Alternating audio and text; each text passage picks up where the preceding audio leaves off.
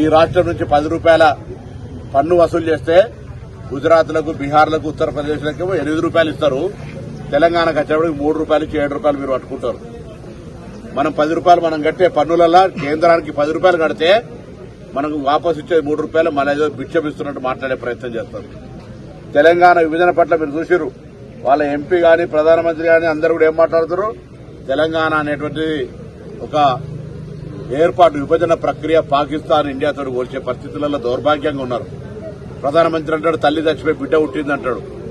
ఇటువంటి పరిస్థితులలో ఎంత దౌర్భాగ్యకరం, వాళ్ళకి తెలంగాణ ఎంత విషయం కక్కుతున్నారో అర్థమైతా ఉంది. ప్రజలు గమనించాలి. ఇవాళ ఈ రాష్ట్రంలో 8 ఎంపీలు గెలిచినాయంటే ఆ రోజు బీఆర్ఎస్ సపోర్ట్ తోటి బీఆర్ఎస్ మద్దతు ఇచ్చారు కాబట్టి 8 గెలిచారు. దాని తర్వాత స్థానిక సంస్థలు ఎన్ని గెలిచారు? సర్పంచులు, దాని తర్వాత వార్డు మెంబర్లు, మున్సిపల్ కౌన్సిల్ ఎన్ని గెలిచారు? మీ స్ట్రెంత్ ఎంత? చర్చకు రండి. వరంగల్ అభివృద్ది మీద చర్చ కూర్చుందాం రమ్మంటున్నా.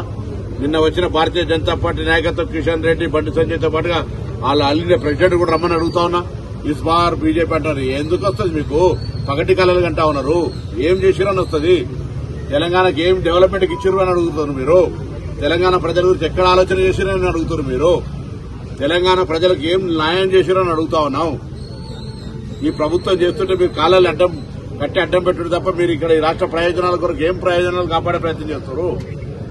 అందుకే తప్పకుండా మేము మరొక్కసారి భారతీయ జనతా పార్టీ నాయకత్వాన్ని ఛాలెంజ్ చేస్తా ఉన్నాం.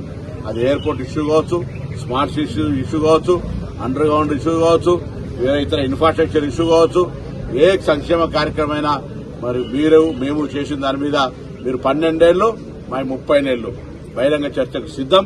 తప్పకుండా జంట నగరాలకు సంబంధించి భారతీయ జనతా పార్టీ ఏదో ఆరోపణలు చేయడమో, వాటికి ఏదో పెద్ద మేము హైప్ క్రియేట్ చేసే ఎన్నికలు రాగానే దానికి సంబంధించినటువంటి మతతత్వమైన ఆలోచనలతో మాట్లాడే ప్రయత్నం చేస్తే ప్రజలు, వరంగల్ జిల్లా ప్రజలు విజ్ఞులు ఆలోచన చేస్తారనే మాట తెలియజేస్తూ బహిరంగ చర్చకు సిద్దం.